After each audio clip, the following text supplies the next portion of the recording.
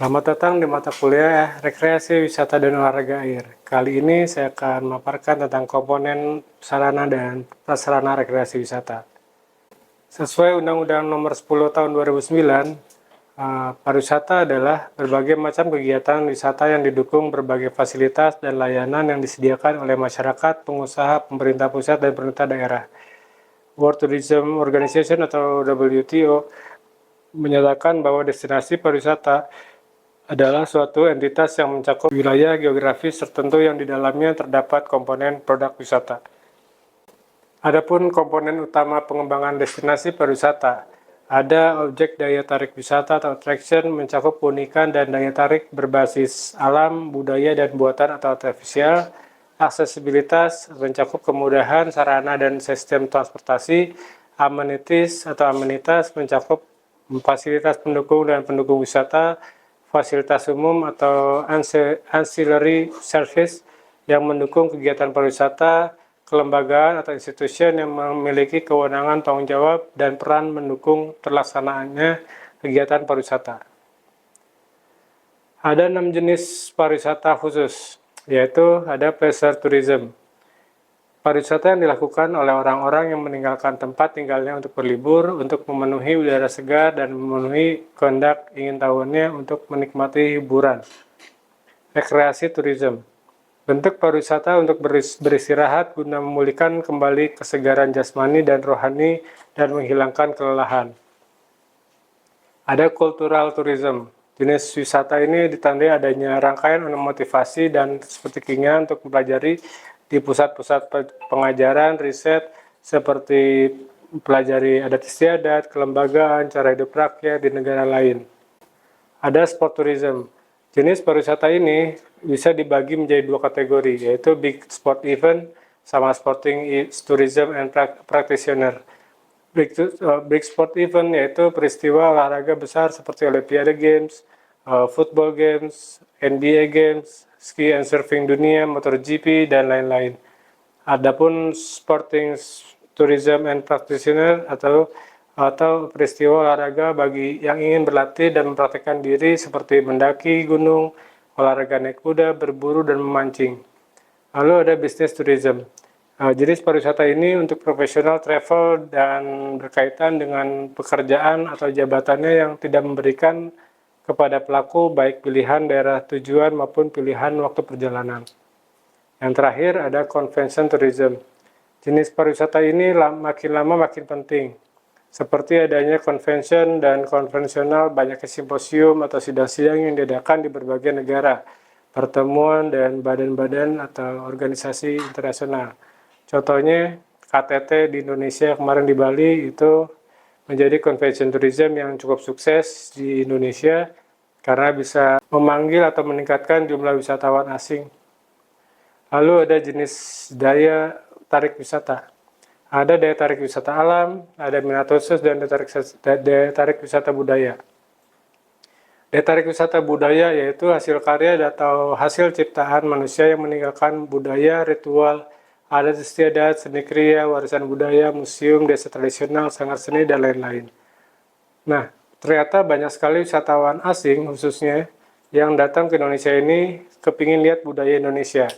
Contohnya di Bali. Di Bali itu selain menarik memiliki keindahan alamnya, cuman budayanya lebih menonjol dibandingin keindahan alamnya. Banyak sekali budaya Bali yang bisa kita jual, contohnya seperti tari kecak, lalu ada tari-tarian dari Bali ya, lalu ada menggambar ala Bali, dan lainnya seperti mengunjungi Borobudur, lalu Prambanan, misalnya kita datang ke Danau Toba, ke Pulau Samosir, dan banyak lainnya ya. Lalu ada daya tarik wisata alam. Ini jenisnya yaitu bisa menikmati keindahan alam, panorama, ekowisata, dan wisata bahari.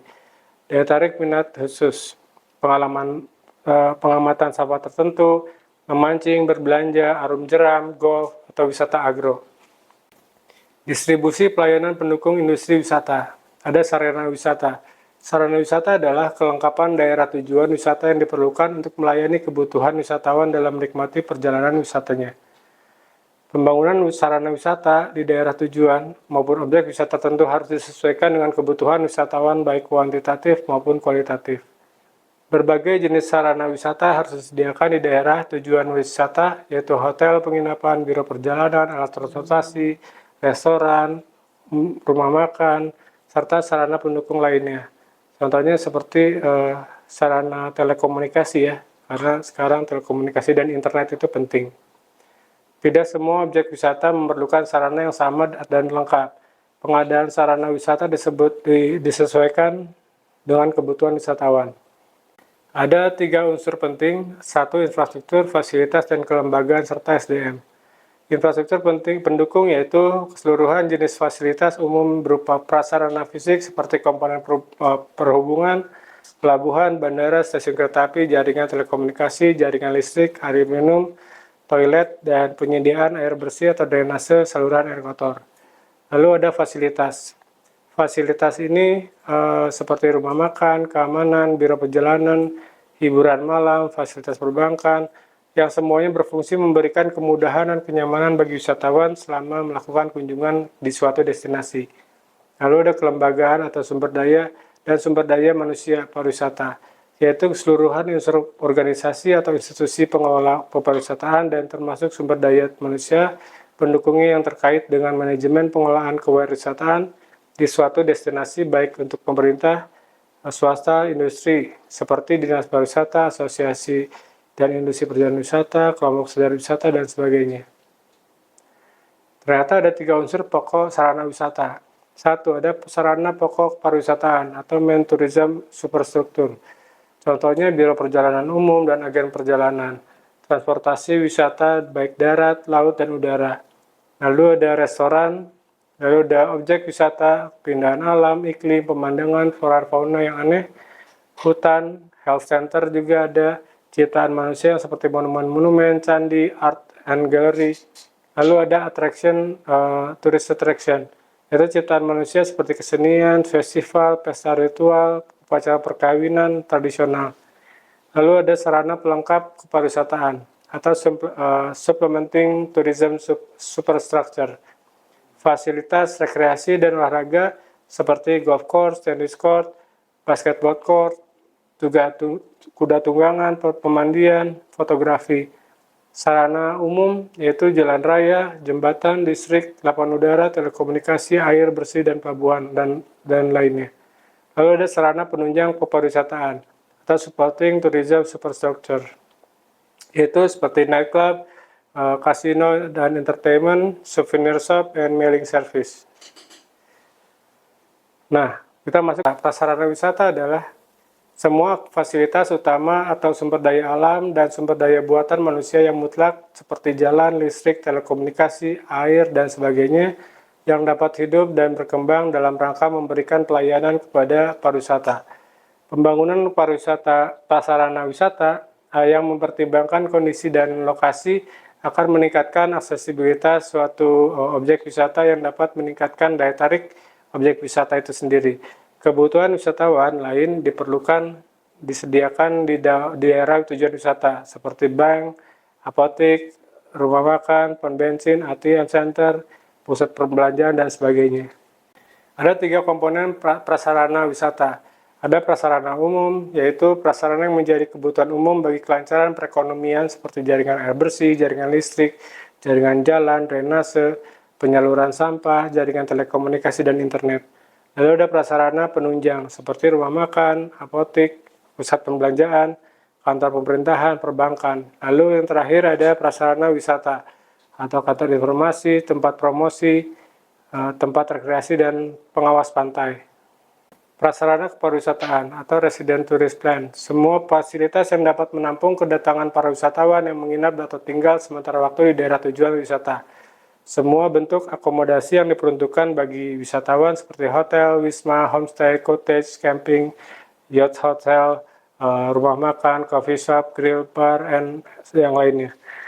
Lalu ada receptive tourist plan.